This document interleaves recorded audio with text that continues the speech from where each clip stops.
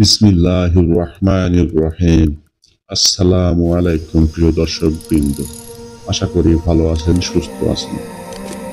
আজ আমরা আলোচনা করব শীত।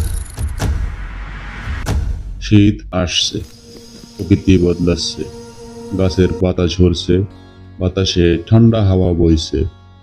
কিন্তু কখনো কি ভেবেছেন এই শীত আসলে কেন হয়? হ্যাঁ, চলুন দেখি বিজ্ঞানের ভাষায় শীত কেন আসে। বিজ্ঞানের ভাষায় পৃথিবী সূর্যের চারপাশে ঘুরছে একটুখানি কাত হয়ে, প্রায় 23.5 ডিগ্রি কোণে।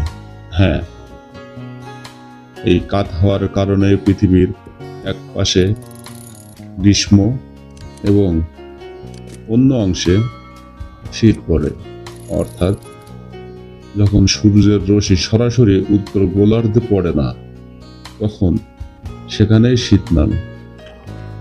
বাংলাদেশ সহ দক্ষিণ এশিয়া ডিসেম্বরের থেকে ফেব্রুয়ারি পর্যন্ত এই সময়টাকে বলা হয় শীতকাল।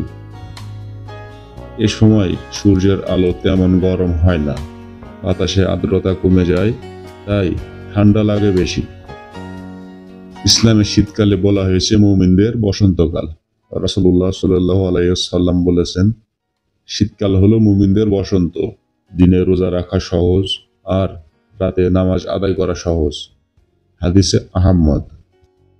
অর্থাৎ শীতে আল্লাহ আমাদের ইবাদতের জন্য এক সহজ সময় দান করেছেন। কম ঘাম, ঠান্ডা আবহাওয়া আর ছোট দিন।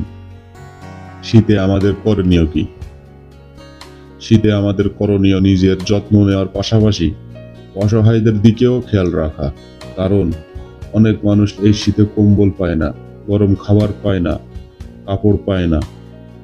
রাসূলুল্লাহ সাল্লাল্লাহু আলাইহি ওয়াসাল্লাম বলেছেন, যে ব্যক্তি তার ভাইয়ের প্রয়োজন মেটায়, আল্লাহ তার প্রয়োজন পূরণ করবেন।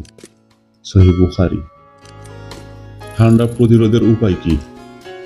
শীতে সুস্থ থাকতে কিছু সহজ টিপস, যেমন গরম কাপড় পরুন, বিশেষ করে কান, মাথা ও পা ঢেকে রাখুন। প্রচুর পানি পান করুন, কারণ শীতে আমরা কম পানি খাই। ভিটামিন সি যুক্ত খাবার খান, যেমন কমলা, লেবু, পেয়ারা।